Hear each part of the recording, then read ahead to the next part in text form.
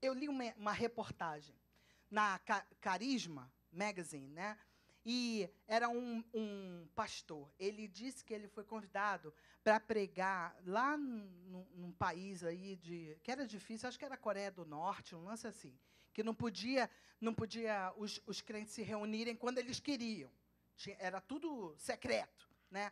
Então, ele pegou e ficou lá na reunião, e daqui a pouco levava assim de manhã até a noite para todo mundo chegar na igreja, escondida, né?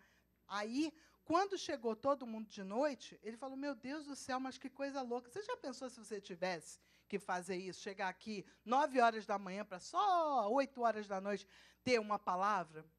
Tinha que ser esquematizado. Olha, aquele grupinho pode chegar de tal hora a tal hora. Esse grupinho pode chegar, esse grupinho pode chegar de tal hora. Você imaginou se fosse assim? Ah, mas aí o pessoal diz, não, mas o que é isso? Isso não é a nossa realidade. Mas tem gente lá vivendo isso agora. Ele foi lá agora.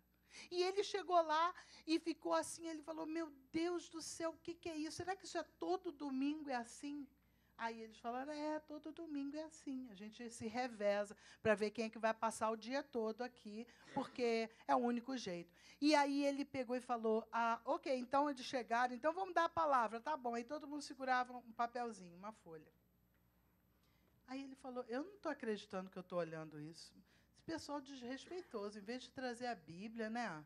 Poxa, aí todo mundo, olha, eu tenho, essa daqui é o livro da minha Bíblia, que é a única Bíblia que eu tenho, né? Então, eu já decorei ela toda. Posso falar? Pode. Fechava o olho e falava o versículo todinho. Virava as páginas e ia decorando. E o pessoal só dando glória a Deus. Aleluia, Jesus, obrigado, meu Deus. E a pessoa lendo. Aí vinha outro e começava a ler. E ele foi ficando assim, ele falou, meu Deus, ele começou a chorar de dor no coração dele. Ele é americano. Chegou aqui na América, foi empossar a igreja, onde ele estava começando o ministério, né? Quando ele chegou lá, que ele parou assim, ele olhou aquela mega igreja, mega, aqueles carros, os irmãos lá, tudo abençoado, né? Assim, aqueles carros Mercedes, BMW, não sei o que lá. Aí ele olhou as roupas, os anéis das irmãs, ele falou, meu Deus, o povo aqui está na bênção, né? Aí ele, uau, aí ele parou assim, aí ele lembrou da igrejinha, lá da Coreia. E ele pensou, eu não tenho condições de ser pastor de uma igreja assim. Eu não tenho condições. Eu não tenho condições emocionais. Porque toda vez que eu me colocar de frente da igreja, eu vou me lembrar daquela igreja lá. Que falta de equilíbrio é essa? Porque nós vivemos uma época tão desequilibrada. A gente reclama do mundo, mas nós cristãos somos assim também. Então, ele pegou e falou assim, eu vou desafiar a igreja. E ele desafiou a igreja, ele falou, olha, nós tiramos dessa igreja, vamos dizer, X por mês para missões. Só que eu tenho certeza que se todo mundo baixasse um pouquinho do seu nível financeiro, um pouquinho do que você gasta na semana, semanalmente, mensalmente, se você baixasse um pouquinho, nós poderíamos conseguir Bíblias para mandar para aquela igreja. Nós conseguiríamos mandar os missionários secretos, porque tem que ser missionário secreto, né?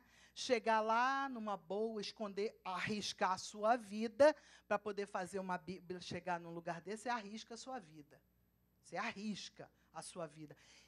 Mas eu vou falar isso com a igreja. E ele falou, cara de peito. Eu falei, olha, o rapazinho, olhei a foto dele assim. Falei, caramba, o cara deve ter uns 30 e poucos anos. Valente, corajoso de abrir a boca e falar. Gente, a igreja começou a chorar quando ele começou a falar. A igreja foi tendo a consciência. E eles mesmos falaram, sabe de uma coisa, nós vamos mudar a nossa vida. E foram mudando. E ele disse, agora nós estamos, a nossa entrada aumentou muito, muito, muito. Eu não sei qual é a porcentagem, que eu sou horrível com números, esqueço esses números todos. O pastor sempre fala comigo, não fale em números, que você sempre vai falar o número errado. Aí eu falei, então estou seguindo o conselho do homem, né? Aí, mas foi uma porcentagem assim ridícula. Mudou a ideia do povo. E eu fico pensando, é tão mais fácil não lembrar que esse povo existe. Tão mais fácil. Esquecer. Isso aí não tem nada a ver com a minha vida. Está lá do outro lado do mundo. Mas sabe de uma coisa? Quando nós ajudamos, quando nós ofertamos para missões, sabe o que nós estamos fazendo? Nós estamos ganhando galardão de missionário. Hello? Hello? A gente não vai lá para pagar aquele preço. Porque quem é que quer viver daquele jeito?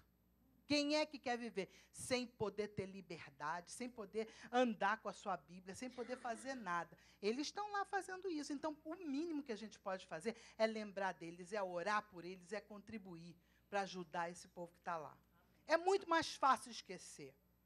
É muito mais confortável justificar os nossos erros colocando a culpa na igreja, na família, na televisão, no governo, na sociedade, no conselho, no pastor, do que ter a hombridade e humildade, sinceridade de dizer, eu pequei, eu fiz algo que eu não devia ter feito. E, às vezes, a gente faz cada coisa errada.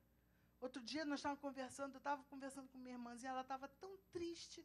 Ela falou, poxa, pastora, eu não podia ter feito isso, eu dei uma vacilada. E sabe quando você vê que a pessoa está contrita no coração? Sabe, assim, poxa, quase que se batendo na cabeça, assim, maluca, por que tu fez isso? Não dá vontade da gente fazer isso de vez em quando? Porque a gente faz cada coisa, fala cada coisa que a gente não devia ter falado, não devia ter feito. Mas sabe de uma coisa? A gente faz, sabe por quê? Porque nós somos humanos. A gente é frágil, a gente precisa de Jesus. Fala comigo, igreja, eu preciso de Jesus. Eu preciso de Jesus. Porque é muito mais fácil. É muito mais fácil ficar em casa assistindo novela, se entupindo de lixo espiritual, do que vir para os cultos de semana, orar e estudar a Bíblia. É muito mais fácil despender todas as nossas energias no nosso trabalho, no nosso comércio, no nosso estudo, no nosso salão, do que na obra de Deus. É muito mais confortável dizer sim aos amigos, sim ao namorado, sim ao esposo, e dizer não para Deus. Esse é o caminho espaçoso, que vem depois da porta larga. Eu quero te dizer uma coisa. Deus quer mudar a nossa história. Ele quer que a gente ande com Ele. O caminho estreito, por outro lado, ele é apertadinho. Sabe por quê? Porque ele tem padrões, ele tem regras, ele tem posições. Outro dia também, eu estava ouvindo uma música, e aí o jovem virou para mim e falou, tá vendo, esse cara aí, poxa, ele cantava sobre alegria, be happy. Eu falei, be happy.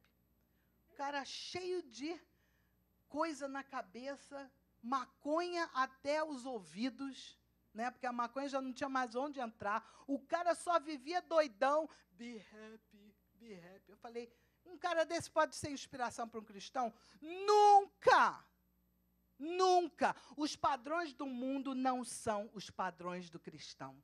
Jesus chegava e dizia, querido, você ou anda comigo, ou você ajunta comigo, ou você espalha. Jesus não dava metade assim. Eu vou pensar. Mais ou menos, né? A gente anda um pouquinho lá, mas anda um pouquinho aqui. Ou você está lá, ou você está aqui.